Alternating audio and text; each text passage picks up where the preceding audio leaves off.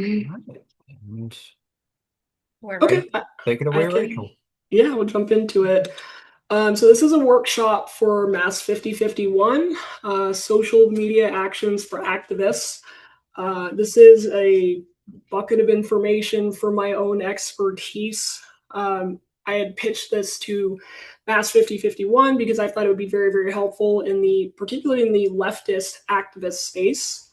Um, there's a lot of knowledge that influencers have for social media, and even a lot of people on the right, they more have this knowledge like accumulated, but it seems kind of rare or hard to find in leftist circles of like just what to do on social media, like how to best get virality, how to best get notice, and to receive traffic from this. So I can go 2 pages in.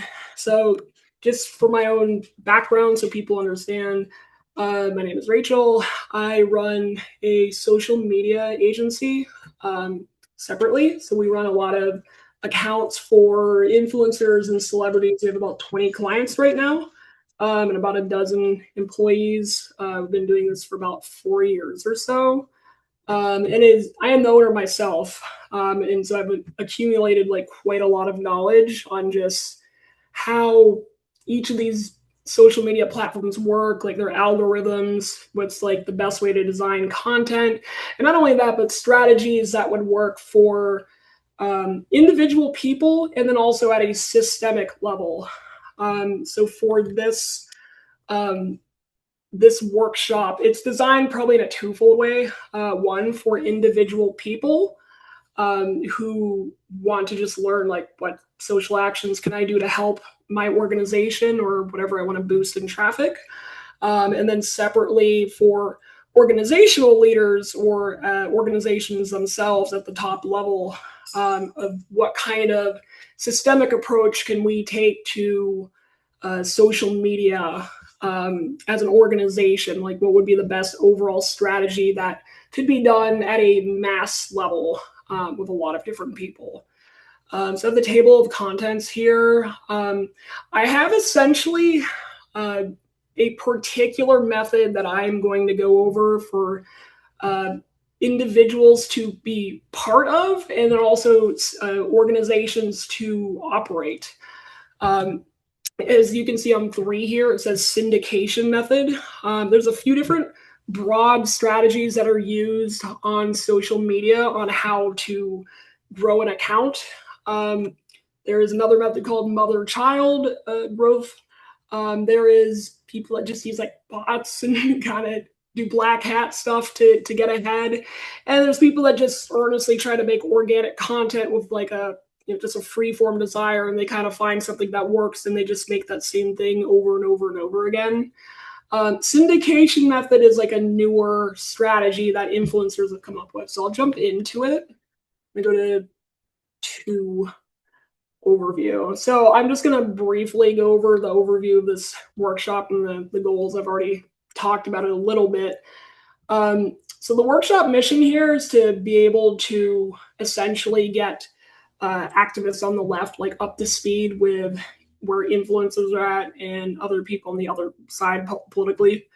So it would be for empowering everyday activists online, meaningful engagement, and widening the voice of your organization. The key outcomes that I want people to get from here is understanding algorithms on these different sites, how to gain a voice online, like in a clear and concise way, and also community outreach, like building the organization that you need to do the syndication method.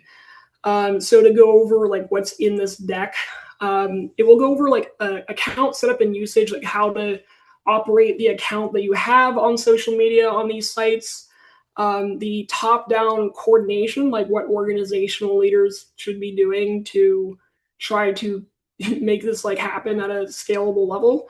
And then also the social action tracking. So like each platform on here, I'll list like these are the actual actions you should be doing on that platform, and that you should be having people in your organization also doing along with you. So if I go back here, I have Facebook, Instagram, TikTok, Twitter, Blue Sky, Reddit, and YouTube that are all in here with their own actionable items. And I'm going to first go over the actual method itself and general tips and how to set up accounts and what to do on platforms. It's a little meaty, like sections 3 through 6, and it gets breezier for the actual uh, actual like platforms, specifically like the knowledge themselves. Um, I'm gonna go pretty deep on this, so if anybody wants to pull me back, let me know if I need to explain less densely anything that I'm explaining, because they have a lot of technical knowledge in here, so I can make it more colloquial if necessary. Or if people want to understand how to distribute this to their own organizations or participate in it, and I have made it too technical and you don't actually understand, like raise your hand, like I want to be able to help here. So I'm going to move on to the actual syndication method itself. So we really don't have to go over this in detail.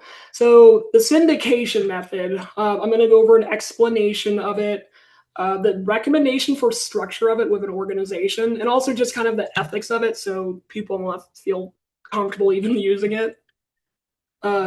So a general base explanation, I'll read this a little bit and try to get colloquial with it. The syndication method is one of the most powerful and modern structures for organic social media growth. It's invented by influencers. Initially, it was asking fans of an influencer to conduct social media actions for the creator they are fans of.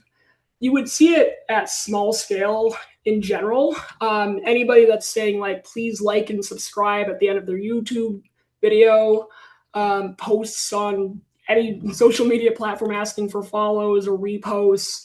It's pretty common to just ask people watching to do a social action in your social media content. The syndication method is taking that ask to your fans and trying to coordinate it at a high level by potentially having, it says on here, Telegram, Discord, Instagram, broadcast channels, and so on, to have fans working in unison to boost traffic for the influencer, or what would be here an organization. So to just explain that a little less densely, it's essentially getting the members of your organization to operate in a coordinated fashion for your social media posts. So how it works, usually in the influencer world, fans are given something to do actions.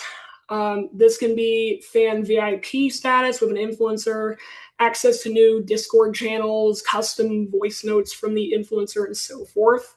In right-wing politics, and sometimes influencers and celebrities too, it's generally normalized to pay for services or individual people very small amounts of money to do social actions in coordination with many accounts.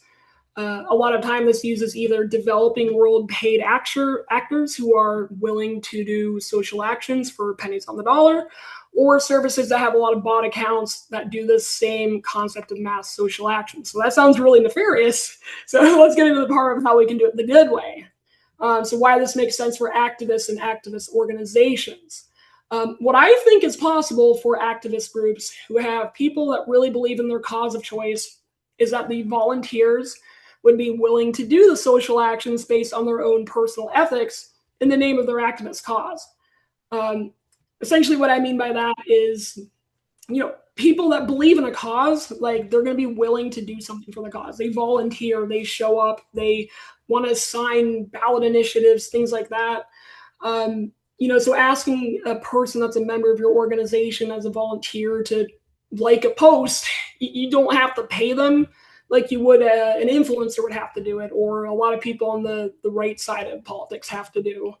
I think there's enough enthusiasm that people would willingly volunteer to join the syndicate that would be doing all the social actions.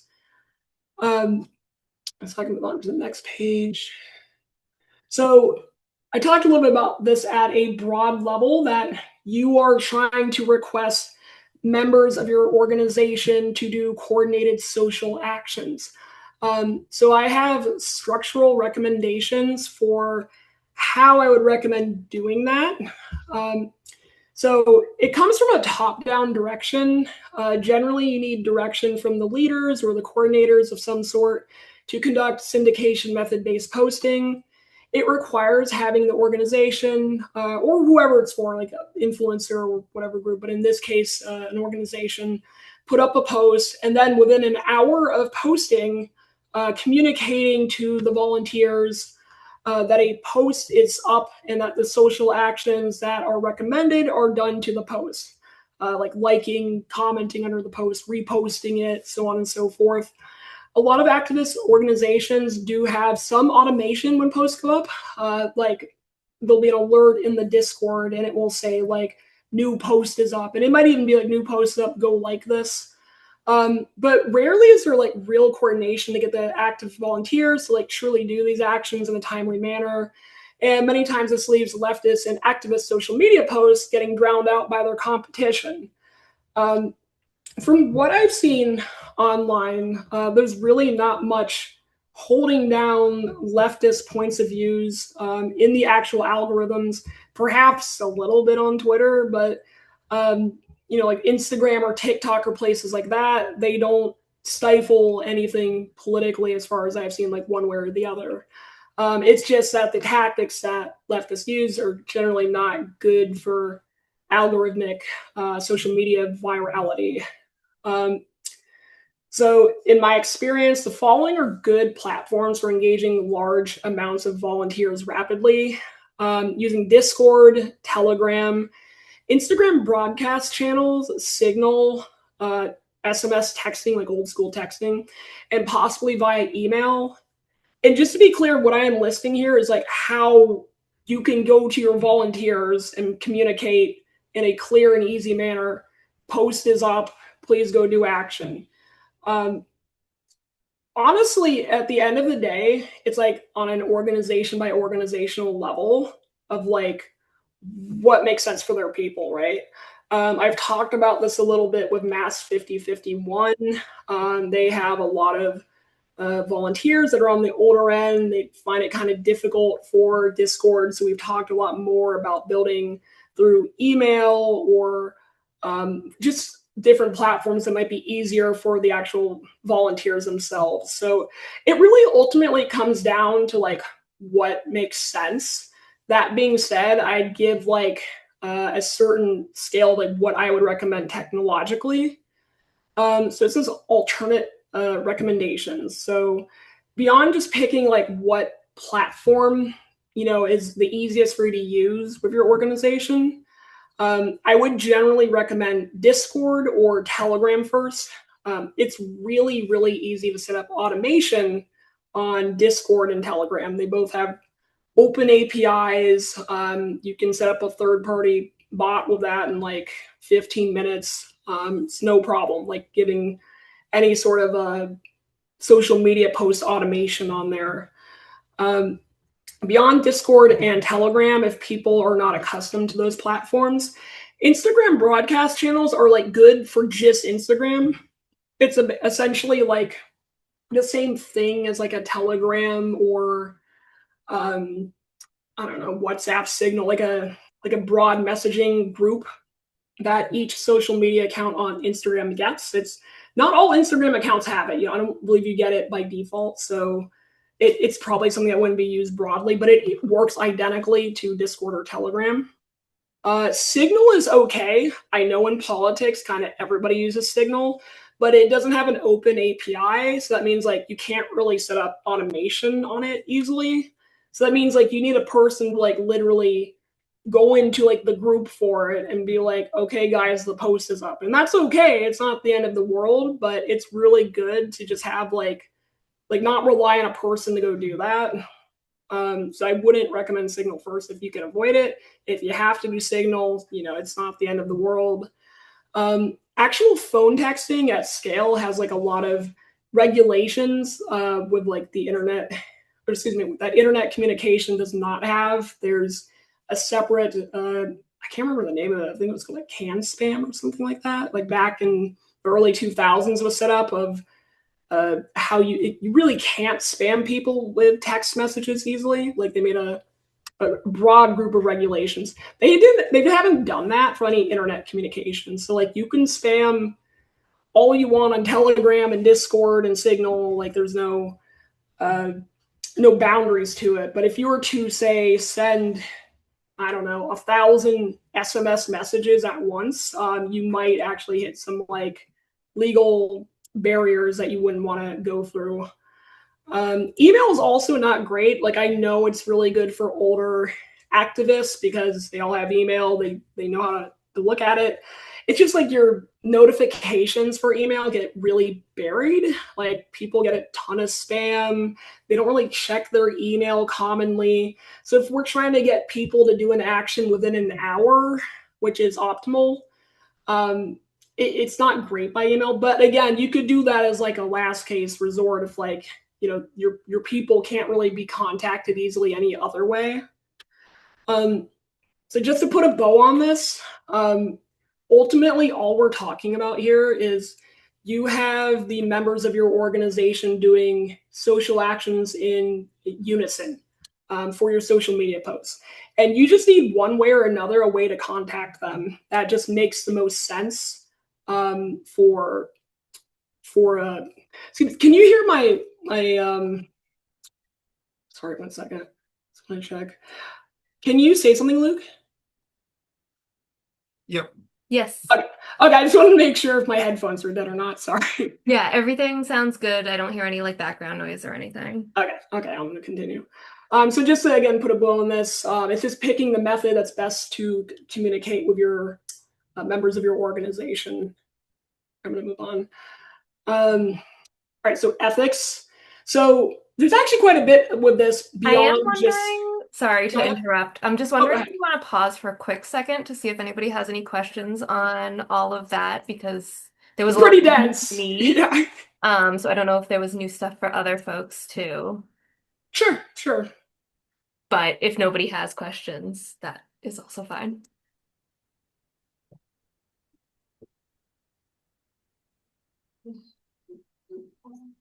Cool. I think we're all keeping up. Awesome. Okay. Thank you. So yeah, no problem. So going to go back into it. So this is for the ethics of doing the syndication method. So there's not really exactly just the concept of thinking, do I feel like it's ethical to do this exactly? There's broader ramification to consider. So we want to avoid what's called black hat social actions on these platforms. Generally, on all social media platforms, you want to avoid what's called black hat social actions. It's kind of like a hacking term, but in regards to digital marketing, black hat marketing is generally doing actions on the platforms that are against the terms of service, but you're like doing it anyways because it helps you get more traffic. What this would mean in regards to the syndication method is avoiding using botted accounts that only do these actions, or regular accounts that aren't really used. Maybe they're like old, like they've been sitting around for 10 years and someone has like never used the site and then they just use these actions. A lot of ways that you can do the syndication method can put your main account in risk of being shadow banned, of being regular banned, or just having its content taken down. So there is a certain sense of like ethically having your organization boosting your account in the quote unquote proper way. That being said, and what I've discussed here, what I think is the biggest strength for protest or leftist organizations is due to the earnest volunteers that really want to help these causes. Myself, I'm volunteering here. We are able to get social actions done in theory from regular people's accounts that would be used in a similar way. So we don't need to use botted accounts. We don't need to have people that just make an account and they have like 10 phones and they're all like posting or doing social action for like one post. We would have legitimate people like in the organization using their legitimate account to just go click like or go comment. Like it sounds very simple, but it's actually fairly tricky for a lot of organizations to do this in unison. So using our regular people, like the quote unquote right way that the platform wants us to do it, like pretty much all these platforms are similar, would be the ethical way to do this. If we go and make lots of accounts on different phones, we get botted accounts, we even just like if all we do with an account, even if it's not new, is just these actions and nothing else, it's like not great. Um, so ultimately, what the platforms are scared of is basically accounts that are doing what they call traffic leak. Traffic leak means it's taking users of the platform to offsite. So it's like you're on Instagram and you have a link to mass5051.com, and all the things you do on Instagram are just like go to mass5051.com, right? It doesn't really engage with the platform for real. So algorithms start getting like sketched out by that. So if like you make an account, like it's a new account and all you do is put a link on the account, it like severely destroys like the trust score on the account immediately. Like you get a red flag on there, you may get shadow banned or banned very rapidly from just doing that action. So Can we On that interrupt note, for a quick yeah, question? there's a question in the yeah, chat. go ahead. If you could define what it means, shadow banned. Or shadow Oh, sure, yeah. Yeah. I forget like people like don't like understand the basic stuff with this, so I'm sorry if I'm getting like too technical. So okay, you have a regular ban on an account. That would be they just ban your account from being able to do anything on the platform. Like you log in and it's just like you're banned and you can't post, you can't do anything like that. It's like very official. A shadow ban, it comes in lots of different forms, but it's essentially a you're not banned officially. Like you can still use your account, but they have put some sort of limitation on your account of who can see it. Some platforms are very out in the open, and like on Instagram, you can go to a part of the user menu. It's called account status, and it will literally tell you your shadow ban status. Like, do you have any limitations on your account from people being able to see it? Other platforms, they like straight up lie to you. Like Reddit will just tell you like a weird error that's like some things aren't working on the site, I don't know. And like what's really happened is you've been shadow banned, and now when you put up a post on Reddit, nobody can see it. So it's like you can still technically put up a post and comment, but it does nothing. No other account can see it. If you log out and try to look at an account and you can't find it, that's usually the best way to tell if it's shadow banned. So each platform has its own weird combination of like how they do that. So if people do want at the end of this like want to ask like how any of these individual sites operate with their algorithm and their shadow banning and their moderation and any of it really, like I could probably answer in a more specified manner. Like if people are like I want to know Twitter shadow banning, I can spend some time on that. um, does that give an understanding of shadow ban well? Do you need more knowledge than that right now? I thought that sounded good. Susan, let us know if you still are confused and we can talk more about it. But I thought that was a good overview. And I Okay. also was not familiar with the term, so thank you. I'm so like I've been doing this for so long, I forget like that's not just like a thing people know. So that was a good call out. And I've said a lot of technical stuff here. So like if people do want me to back up, I'm fully fine to like reiterate something because I know this is like it's technical to me, and I've been doing this for like multiple years. So to someone that like has no knowledge of any of this stuff, it might be really, really dense. Um, so I'm going to move on to account usage. What I mean by that is twofold. One, the organization's account, like what actions the organization should be doing with their own account. And then two, for the individuals that are in the organization, what they should be doing with their own accounts. As you can see on here, I have usage overview, profile setup, and profile warmup. I will get into warmup when we get into that section. It's a little technical. So we'll start with just usage. So I'll go over the overview. You want to have some level of knowledge over what accounts may be helpful to boosting your social media posts and what accounts may be detrimental. It is very possible to try to do the syndication method and it goes wrong and it backfires and your account gets shadow banned or banned rather than boosted. So I'll give an explanation of what to look for. You want the volunteer accounts doing social. I explained this already quite a bit, but you want the social actions to look normal on these accounts for the social media algorithms.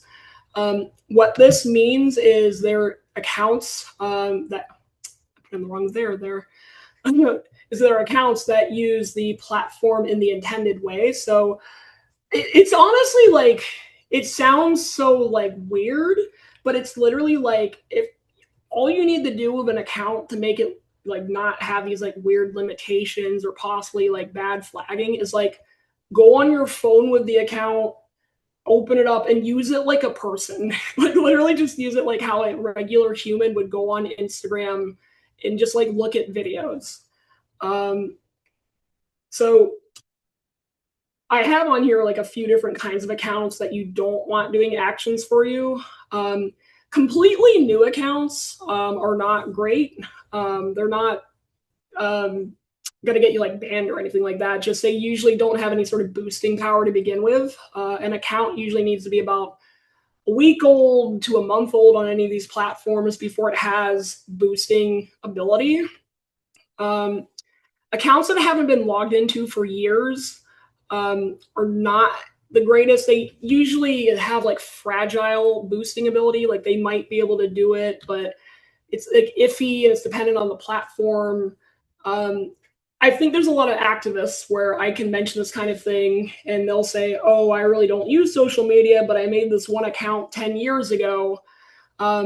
Just logging into it and just doing these social actions, it won't really have that much of an effect. Like you need to log into it, go use it for like 5 minutes, like the intended way. And you'd want to do that in theory, like, many times throughout like different days. And I'll get into that more later of why. But you'd want to just like try to warm it back up.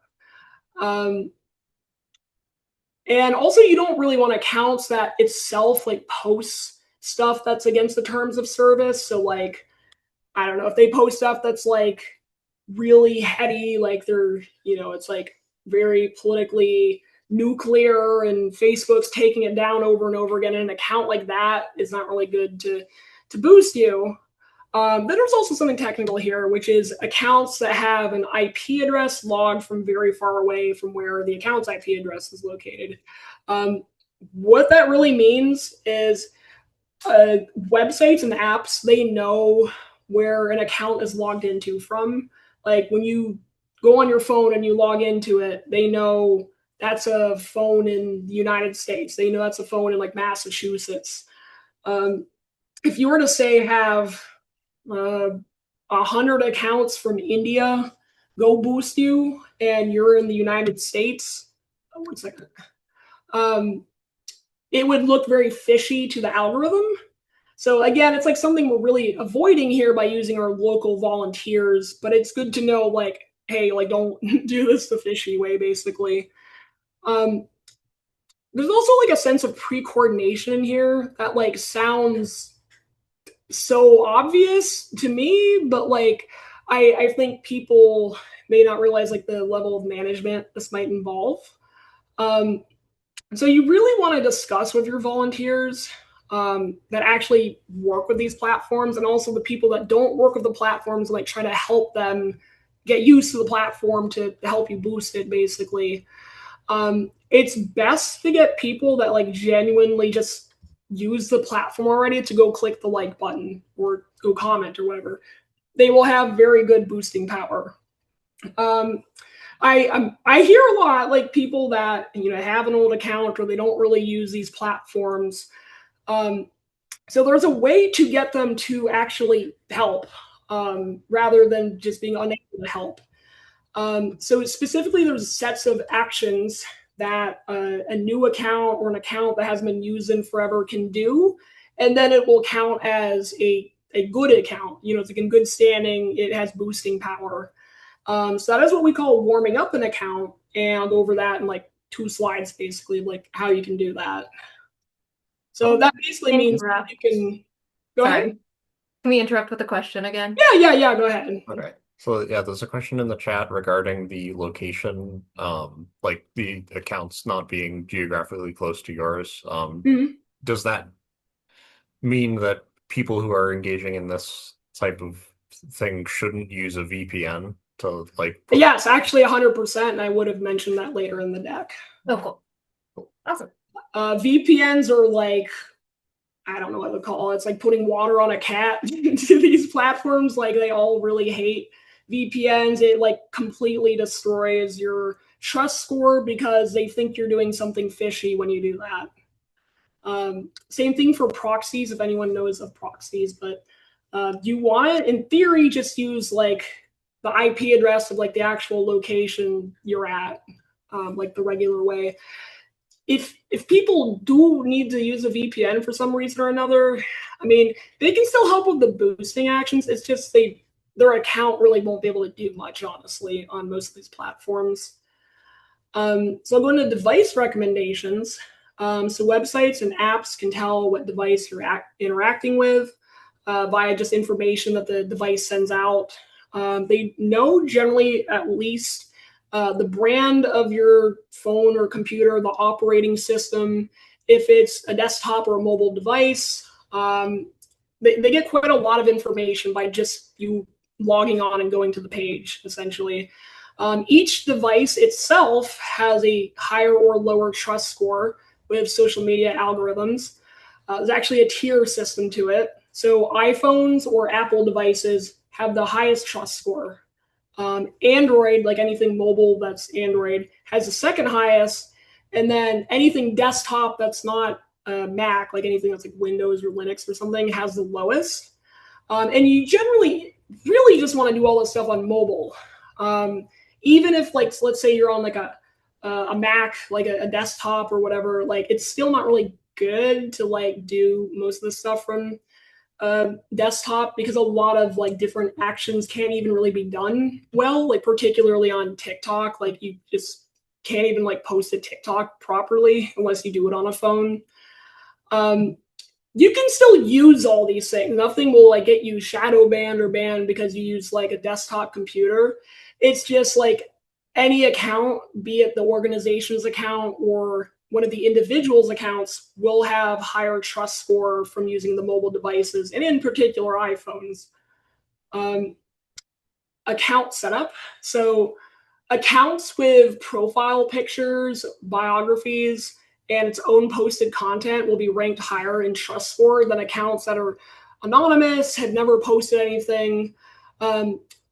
It doesn't hurt anything if the volunteer accounts are more anonymous, but it's again just something where it has less boosting power. So also, like, you don't, when I say anonymous, like you don't need to put like your real name or face or anything like that. It's just like give it a profile picture and a like bio of some sort. It makes it look more real and used when you do that. You don't have to, again, it's recommended, I would say. And then there's also like security to this, like that's kind of, again, kind of basic, but just putting it out there. You really don't want your syndication group just like put out in the open just for anyone to come into. Mostly because we're doing something political. There's an opposite side that doesn't like us. They're going to probably do something weird and nefarious to maybe target it or be aggressive towards it. So I would say usually for a syndicate, which is like the general name of like your organization doing this in unison, usually like have it in like newsletter, or Discord, email, in real life, like you sign someone up, like you try to like have like someone like a little vetted before you just add them into the syndication network. But it's ultimately up to the organization, like what they want to accept or not accept. Also, just in general, I'd recommend 2FA, where you put like the code on your device rather than just having the password. It's just basic safety for being online, really. So I'll go over warm up here. I low-key feel like this is something that's actually very vital to a lot of organizations I see on the left, because again, I see so many people that don't have accounts and they want to make an account and help, or they do have an account and they never ever use it and they want to help. So I'll kind of reiterate on warm-up explanation. So for newly created social media accounts and accounts that haven't been used in a long time, to get them to a place where they are beneficial for the syndication method and not a detriment, you want to do what is called warming up an account. These are the steps in which you take a new or unused account and get them to have a high trust score in the social media algorithm. So I can describe these types of steps below. It is particular to each website, like what exactly I'd say for optimal warm-up actions, but I can give like a generalization to like really what you're doing on every platform here. So the exact best warming up actions per social media platform are not publicly known, so people are left only to infer what builds trust score per platform.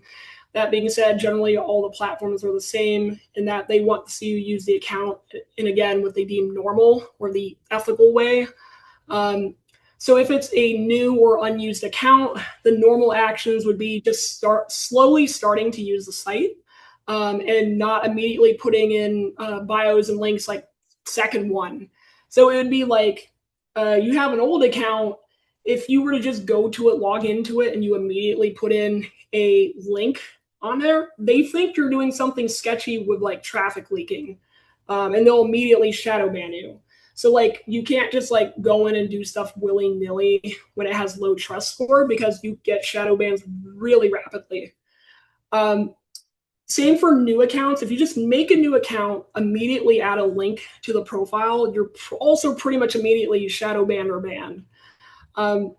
It's pretty hard to avoid that. Now, this is specifically for links. Our individual activists likely are not adding a link to the account, but it's similar like that. Like if they were to log in, immediately go upvote something, like something, comment, it likely would be a shadow banned like, comment, upvote, whatever it may be.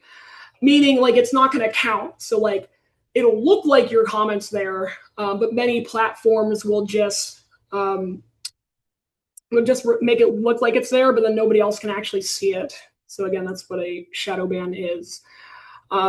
So it kind of goes back into what I've said a few times here. Like you have to like kind of just use it like how you would assume someone would think a regular person would do. So it's like you make a new account on a website, you just kind of start looking at stuff. You're not immediately jumping into like discussions and stuff like that.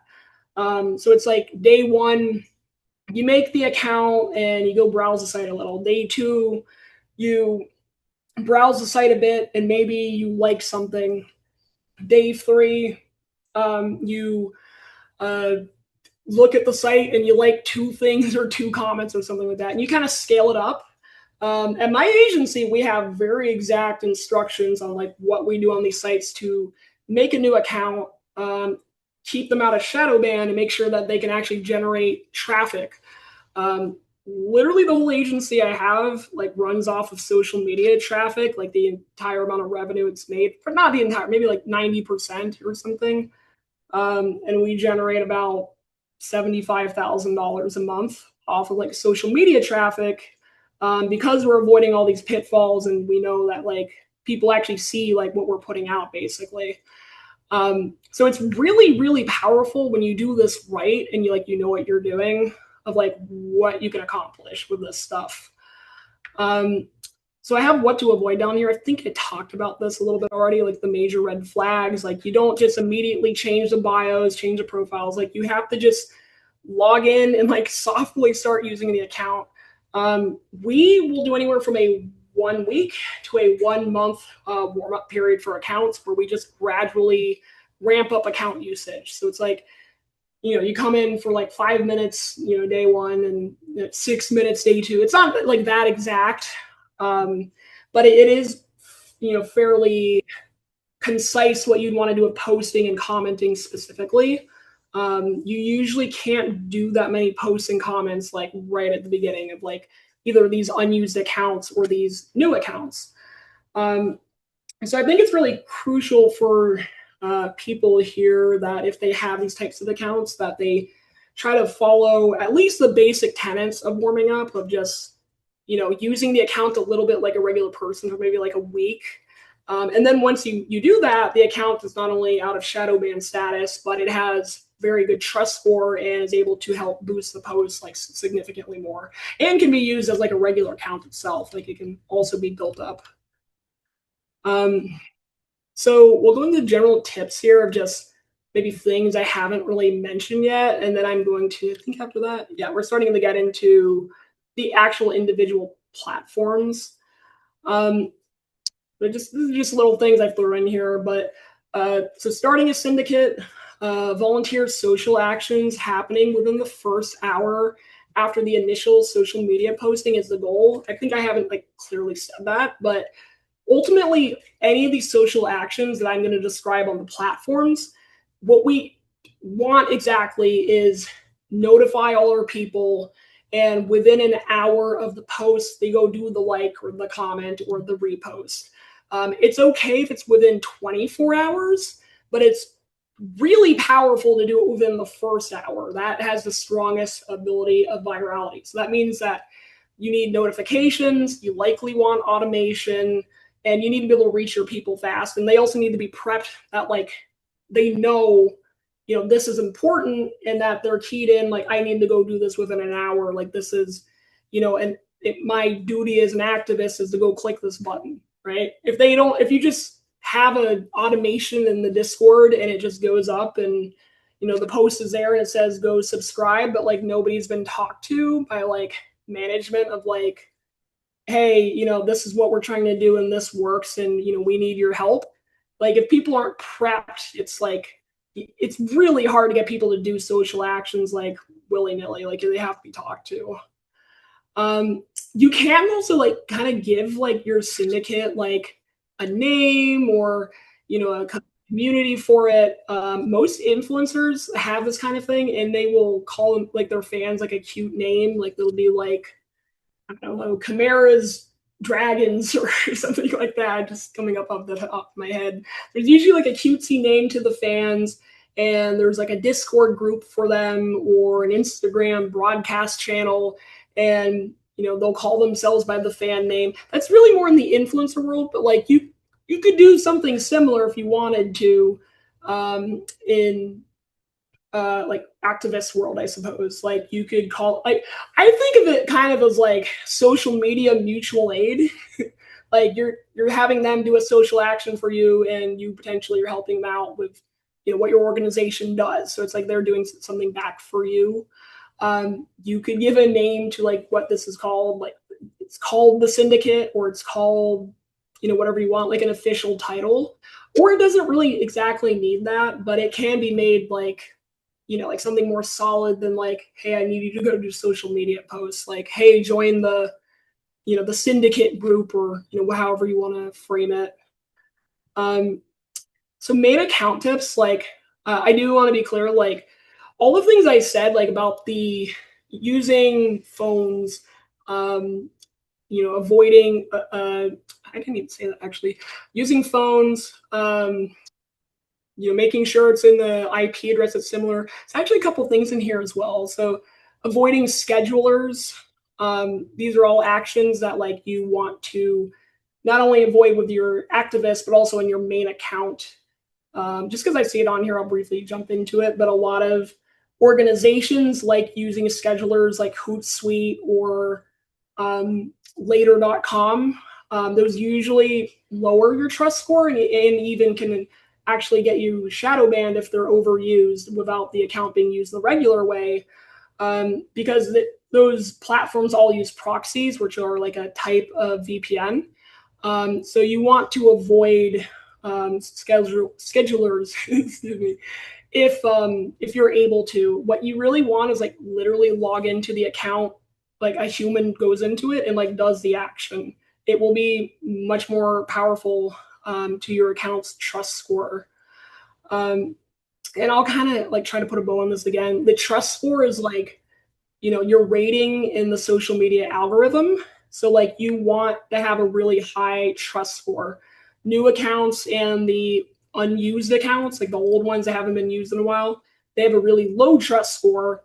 And doing any of the actions that they consider sketchy, like making a new account, putting a link in it, will completely bomb your trust score. And there is automation in these social media sites where if your trust score gets too low, you get automatic bans or automatic shadow bans. So that's technically how it works. So like when people say social media algorithm, it's like there's like an actual like number that your account is given like in a point system, and if you go below, let's say 50, then like your account gets auto banned. It's like not like a person doing it, it's like a automation system doing it. Um, so again, like a lot of stuff is opaque. Like it's just influencers and people like kind of figure it out from the outside, what boosts trust score, what doesn't. Um, and some platforms are more uh, open about it than others. Instagram and Reddit can be pretty good about trust score in certain lanes, but not exactly. Um, but it's just something where you want to have kind of like the general sense of what's a good thing to do and what's a bad thing to do, which I have gotten over many years, but perhaps just hearing this deck for the first time, you may need further assistance. Um, so just etc. It's really, really easy to boost a Reddit post. Like you only need like 40 people for that, like legitimately. Like if you have 40 people go upvote a Reddit post, it's gonna go into the hot section on like almost any subreddit. Um, so like it's very obtainable to do that. Instagram and TikTok have a fairly opaque algorithm. Like it's kind of hard to truly nail down like the exact virality of like this post will, like I can say this Reddit post will get virality from like 40 upvotes. I can't say that for Instagram or TikTok. Like you get 100 likes on this post and it's going to get boosted exactly, but there's like general sentiments of like what to do on these platforms. I also just will mention this because a lot of leftists and protest groups use this, but Blue Sky is generally too small for it's largely too small for large amounts of traffic. So there's really not that many people that use Blue Sky compared to like all these other platforms. I still think you can pull good hyper particular traffic of leftists on there, but if you're perhaps trying to reach a general audience or a large amount of people, it is not really the platform to use. So I'll go just in generalizations and then get into the platforms themselves of just tips and things on these platforms. So you basically have like two forms of content, really. Actually, kind of like three. You have short form content, long form content, and then post and commenting, which are kind of short form, but their own lane as well. So short form content is what's on Instagram Reels, TikTok, and YouTube Shorts. They all use the same algorithm that prioritizes content being under 20 seconds. Any of those platforms, they all have a thing where you can like put like music or audio onto your TikTok or Reel or whatever. And you have to do that to get virality. This is really important. If all you do is go on to TikTok or Reels and you talk into the camera, do a talking head video, it will not get viral. Like it has no ability to do that. The virality is heavily tied to what audio you attach to it, which means it's not really appropriate to like, put a 5-paragraph essay that somebody's speaking onto like TikTok. It's not going to work. It's not the platform to do that on. You have to make these like kitschy, 15-second videos that are made for looping onto these platforms that they can have text on it, but otherwise it's going to be having music playing over it. So long form content is where it makes sense to put out the talking head videos. It's really good for that on YouTube proper, like not YouTube Shorts, and also on Facebook. So I will just reiterate, like, just don't put long form content on Instagram or TikTok. Like they aren't designed for it. It won't go viral there. And then post and commenting, which are kind of a form of short form content. So Twitter, Blue Sky, and Reddit, like you can just put up text Like you don't have to make a video or something like that. Reddit is a very strong platform for that. It has a very, like, you can get very niche. Like you can just target like r/Salem, r/Massachusetts or whatever. If you post with the organization account itself, though, it's like kind of hard to exactly go, like it's hard to truly get like good buzz with that. It's usually like an individual person's account that has the ability to get positive virality. You could absolutely get negative virality no matter what. But if you were just to go out on Mass50501's Reddit account and then you just put up like something about, something kitschy in Salem or whatever, it probably will get a lot of like comments that are just like negative about Mass50501 and not necessarily on what is in the content itself. So you could post with an organization account on Reddit, or you could use like your individual like organizer's individual account to boost, and then have like people go to that organizational account. So I'll get into that a little bit more. So I'm going to go into, I think it was 7 platforms, and I'm just going to briefly go over the syndication actions that you actually want to do with them. Just little tips with the platform and the KPIs that you're looking for to see if like, is it doing a good job or not? So these syndication actions, that's essentially what you're going to your volunteers, or if you are a volunteer, what you'd be doing to help the organization. So on Facebook, doing positive likes, just thumbs up, love, or hug is good for virality. Actually watching the video, if it's a video, like really watch it. Substantive comments, and what I mean by that is it's a comment that's not just like thumbs up or like I love this. It's like a comment that starts further discussion itself. And then also resharing and commenting on your own page. Resharing and commenting is powerful as fuck. Sorry for the curse, but I really find, I think in leftist circles with the older activists, like a reshare and comment syndication network would super blow up. Like we could reach so many people. So I would really recommend like getting on resharing and commenting for your syndication action if you got a lot of older volunteers. So for platform tips, if you're like doing it from an organizational account, you may need to limit the comments on there because there is a ridiculously high amount of right-wing people and trolls on the platform that will just say ridiculous stuff, or it needs a certain sense of moderation. And it's probably the best platform to target either older people or, weirdly enough, like people that are in the developing world, like Brazil or Colombia. It's actually still the main form of social media in a lot of those countries. KPIs for the organization to look at, the comment count, like how many comments you get on the post, your positive like action count, and of course the click and view count is very straightforward. I will say also, like, you look at a lot of metrics on the back end that these platforms give you. Impressions don't really mean anything. Impressions are like a made up metric that like online ad makers like use to like try to get people to buy ads for and like say that something happened. All an impression is technically is someone was on the same page as your post. It doesn't mean that they looked at it or clicked at it or reviewed it. So it's like a nebulous thing. You want to always look at click or view count. Instagram. So the syndication actions that have the activists do, doing regular likes, watching the video if it's a video, same thing of substantive comments. Regular reshare is not really comment reshare that really matters here. And you can also specifically bookmark things here.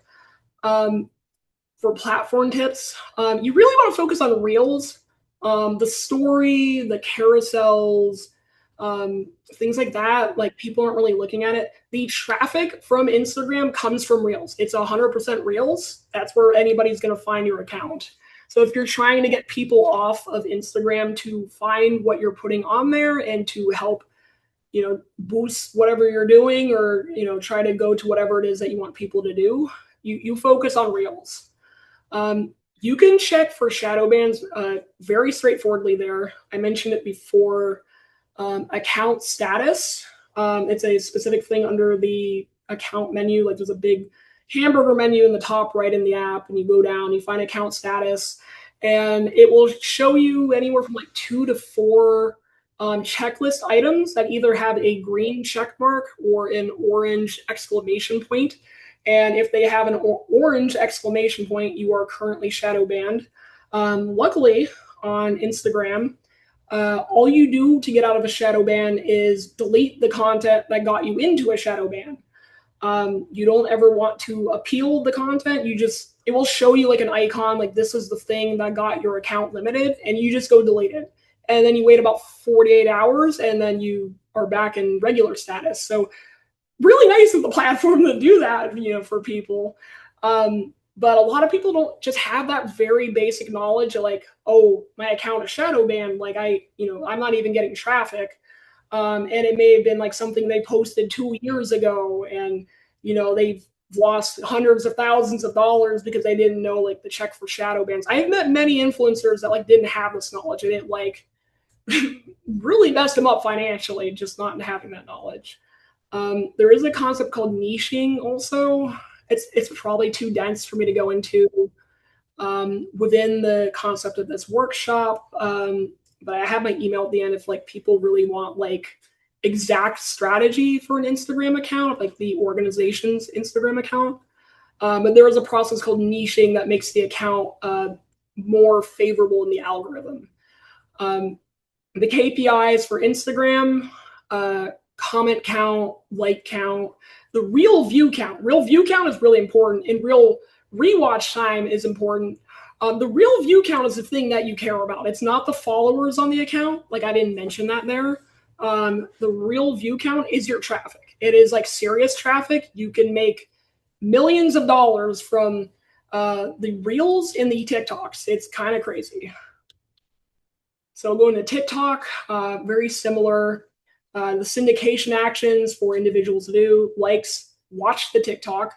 Again, substantive content, comments, hard to say, reshare and bookmarks. Also, not only watching a TikTok, but letting it loop around. Having, your TikTok or your reel that's 10 seconds long, like loop around on a phone like 10 times, that is your boosting power. So like if you were to have your activists, use the TikTok, just be like, just leave the phone open for like a minute or something, like let it loop.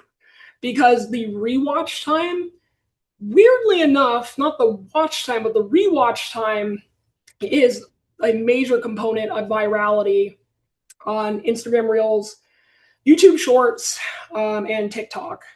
This is very strange, but that's exactly what they want. They want people to like watch videos on a loop for some reason. So platform tips, I mentioned it before, but this is where you have short content, like on TikTok or Instagram Reels. Like, don't put like anything over. You can put something like up to a minute if you want, but like it's like you're just making your rewatch time really low the longer you make it. So that's why everything's like 20 seconds long, because it's really easy for people to loop the video if it's like 10 seconds long or whatever. So like the rewatch time goes up the shorter the video gets. The less rewatch time, because it's longer and longer, less chance of virality. So that's why it's like those talking head videos just don't really work there. I mentioned this before, but the winning combination is rewatch time plus added audio. So I don't think I made this clear before, but it's not only adding like any audio to it, like not the original audio, but like the audio on the platform. You want to look up trending audio. There is a list on TikTok where you can just find like what is currently trending audio. There is a whole like I could spend an hour going on just trending audio and how you navigate that like fully properly. But ultimately, if you were to just go to the trending audio section of TikTok, find something that you like and just pull that for your TikTok and your Instagram reel and your YouTube shorts because they all use the same algorithm. Probably call it a day on that, and that's probably fine. But there is like really deep effort that influencers do to find not only the trending audio, but like what's going to be trending audio, and that's like the real thing to get is if you can find something that's gonna be trending like tomorrow. So it's like a constant grind to find like what's gonna trend. A lot of people have strategy to that. Um, but I won't get like too deep into that here. Um, so adding text on top also to a TikTok or reel or YouTube short is really good, kind of for sad reasons, because you have your reel that's 10 seconds long, your TikTok that's 10 seconds long and it has one sentence. And in this day and age, it takes people longer than like 10 seconds to read like one sentence. Uh, so like you just put some text at the top and like your short video, and then people are literally letting it like loop around over and over again because they're just trying to read. People are like slow at reading now, so you get high rewatch time from just text. And not only from text, if you have there's some like gaming to this, you usually want a call and response or a question and answer to your TikTok or reel or YouTube short. So what I mean by that is like you have text that's like, um, I don't know, what's my favorite color? And 8 seconds have that text. And then you have 2 seconds that say blue, right? Like that's a very basic thing.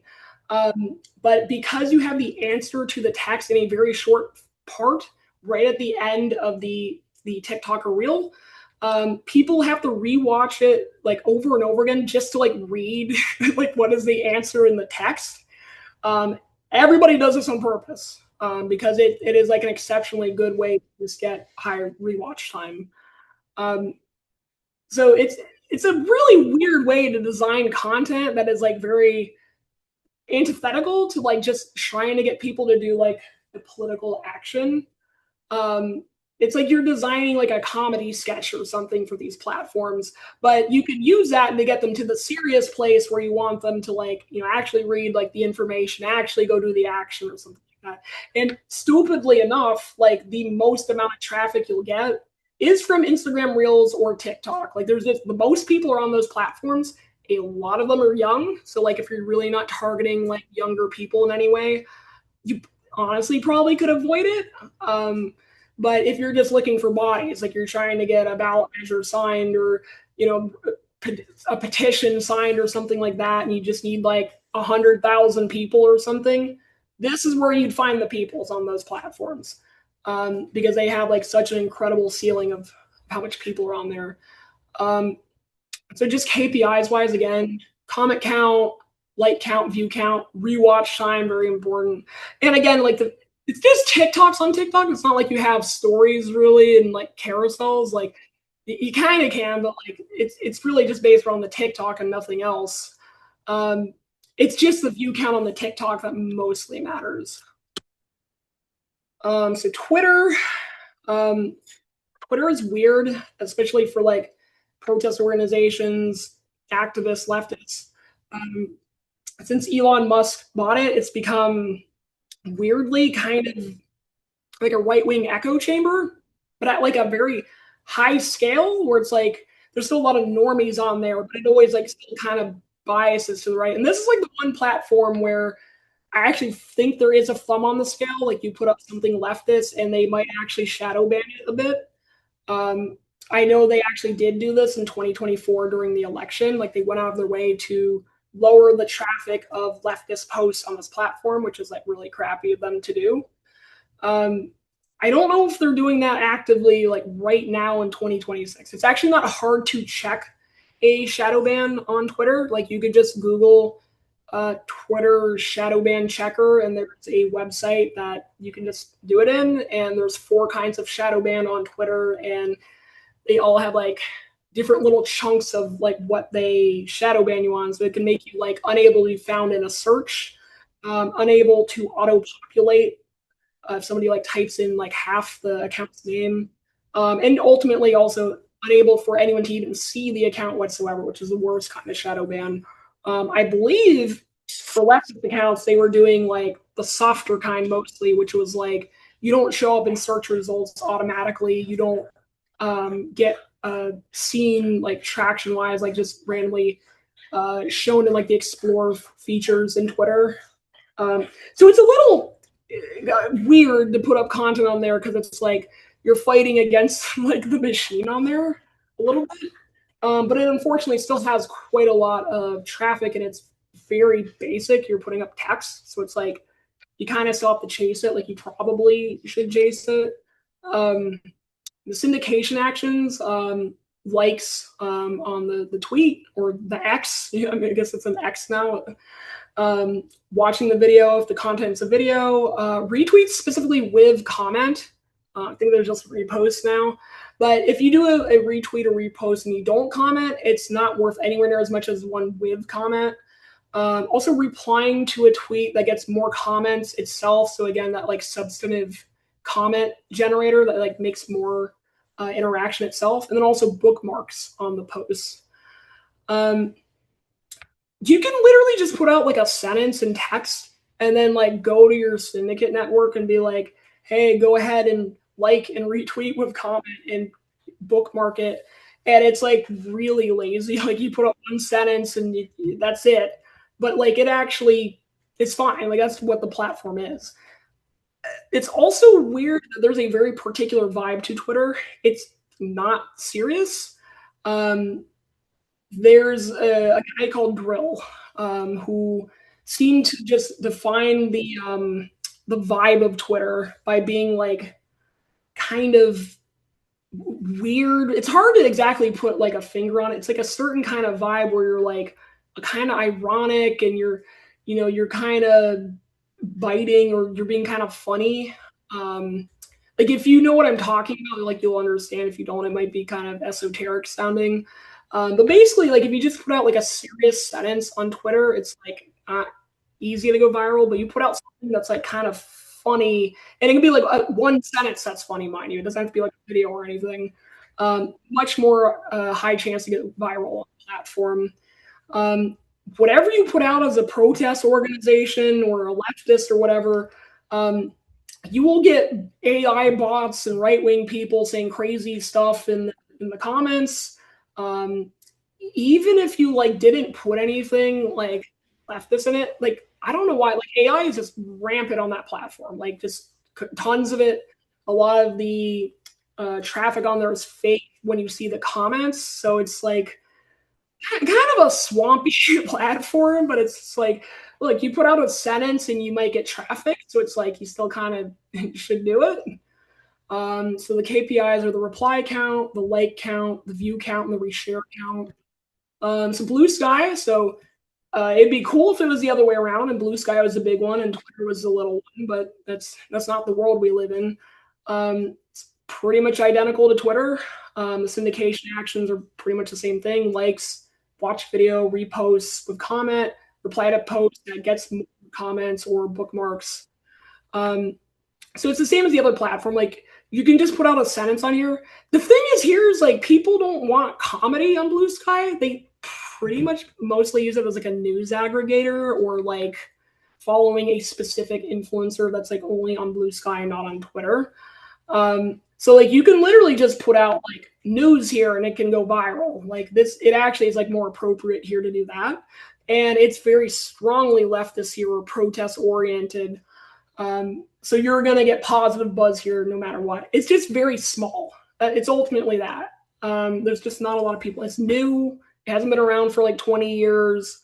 So but I would still use it for these networks, even when being small. Like there's other small platforms that could be used, like Threads or Mastodon or things like that. But this is the only small platform I'd recommend, honestly, is Blue Sky. And same KPIs: reply count, like count, view count, reshare count. I think two more. So Reddit's kind of its own like unique place. Syndication actions, karma, upvote. Are you Go ahead. comfortable What was eating that? lettuce? What am I? What is that? You mean with the pesticides? I think that was an accidental unmute. So Okay, I was so confused. yeah. All right, let's jump back into it. So karma upvote for syndication actions, watch video if content is a video. Again, sensitive comments, those are good like everywhere. Reshares are actually iffy. Like, I wouldn't really do that. If you got someone that like knows what they're doing and they know where to reshare the post, let them do it. But like, it's not something I'd go out of your way and be like, "Hey, syndicate members, go reshare this to all the other Reddits," because it will drive all the other subreddits crazy if like it's all over the place. Like, it really should only go to like hyper appropriate place that it's so confusing. Like the way that Reddit is designed is that it's a series of sub forums. So like you have r slash whatever the subreddits are always an r slash something, like that's the title framing of it. So you could have r slash Massachusetts, r slash Salem, r slash 5051, whatever that may be. And they each individually have their own moderators and their own rules for the community. So like if you were just to reshare from one subreddit to another, you might impede on the rules of another subreddit, and then it's going to get taken down. And if anything, it's going to generate negative buzz to your post. If you know the exact perfect routing of like where to reshare, it's really good to do it. But it's like so tricky to kind of do that. So maybe avoid that if you don't have anyone that has like deep Reddit knowledge. A lot of people are like kind of in their 20s or 30s or like Reddit addicts. There's like a certain kind of person that will just know this kind of thing. And if you pull that kind of person that's like on there all day, they might have like the knowledge of, where to put your posts. It's best to post in like the US morning or afternoon. You're most likely to get the highest traffic in those times. On most subreddits, I mentioned this before, you really don't need more than like 40 upvotes to get into the hot section, meaning like when somebody just comes to the subreddit, you're on the front page of it. If you get serious traction, you go to the front page of the entire website, which is super crazy if you do that. It's not easy to do that. But it is very, very easy to get to the top of a subreddit. And some subreddits may have millions of people subscribed to it alone. So it's really good to get into those hot sections, those top sections for the week. And it's super easy. Like literally anyone can do it. Like you can do it with like a group of friends. You can put up both comedic content and serious content here. It's like kind of like a lane for everything. You can totally put up your 5-paragraph essay talking head video here, and it can be appropriate. And you can also put up your goofy content here, and it's appropriate in its own lane. Your KPIs are your comment count, your upvote count, and your view count. Ultimately, it's like a very like chameleon-esque platform. Like it's just a lot of different things in one, and it's a little hard to master.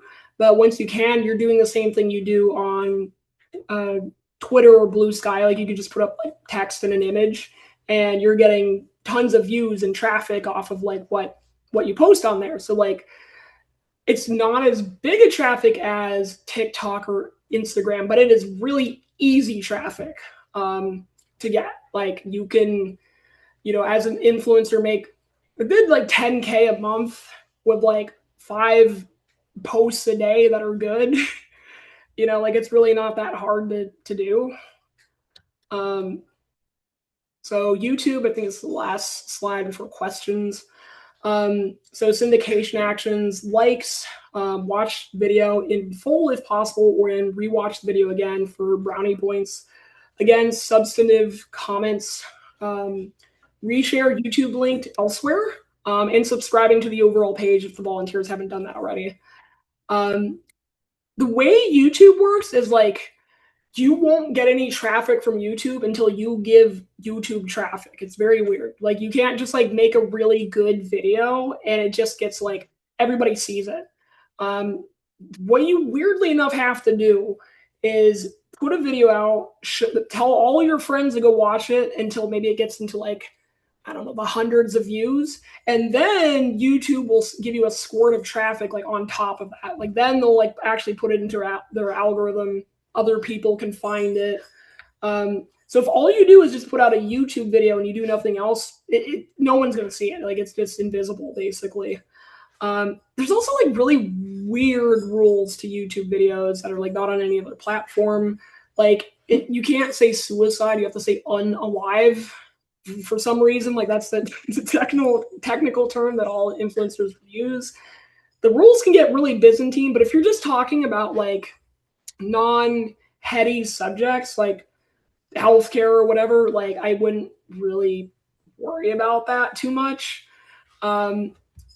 So KPIs on here are comment count, like count, view count, and subscriber count of main account. So I think that's everything I had in here. There's some beds of knowledge in here that are very deep, like trenchant, that I can't go over in like, within the time period about taking up like 3 hours of time. If there's anybody here that like wants help in a particular way with a particular platform or like what they would want to do to set up with their organization, or if you're just like an individual person and you want more information just for whatever, I'm fine for people to reach out by email, or you can ask questions here if anybody wants to ask before it ends. So I'll leave the floor open for a moment if anyone wants to ask anything.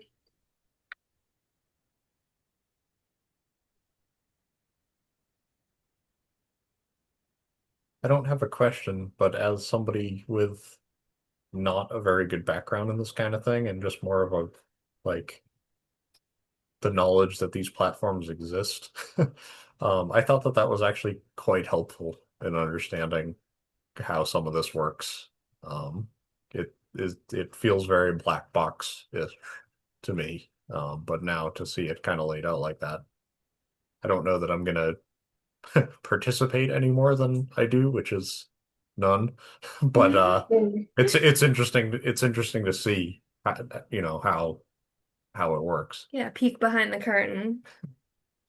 Yeah, it's something where if your organization has something they want bodies for, or perhaps they want donations, perhaps they want signatures, this stuff is really, really powerful. Like, I think probably any populist ballot initiative in this state could probably be passed by just somebody mastering this stuff well, because you could get just tons and tons of eyeballs on you and reach like most of the state through one of these platforms one way or another.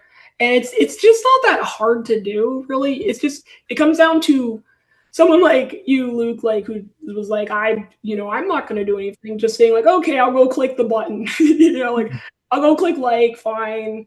And you just get like some people in the organization that are down to get the notification, and when they get it, they actually go click the button or put the comment in or whatever. It's like a very small ask, but like everybody avoids it by default. But if you can do it in unison in a coordinated way, it's so powerful. And like I do this stuff. I have a whole business doing this stuff, like with social media traffic. So it's, like I don't have another job other than just basically getting views off of social media to come over the influencer pages. There is a question in the chat asking if your slides are going to be shared, which even if they aren't, this whole presentation was recorded. It's going to be going up on the website. Probably just give us a couple days to clean it up and get it posted. So you can always come back to that for a reference. But I don't know, Rachel, if that's something. I mean, if people want like this exact deck, I don't mind people having it. So then they should reach out to you via the email currently on the screen. Yeah, that would be fine. Like if they have any further information they want to get. I mean, I don't know if I can just drop it into Zoom right now. I'd have to like, I don't know, put it in a format and then somewhere to upload. I don't think you have to. We can send it out to maybe the people who registered. That's true too. On Zoom. Sure. But Yeah, if that's what people are interested in. There's a way to do that. I don't know. um, I think that's about it then. I mean, if Awesome. there's no other questions, we could probably stop the recording. fair enough.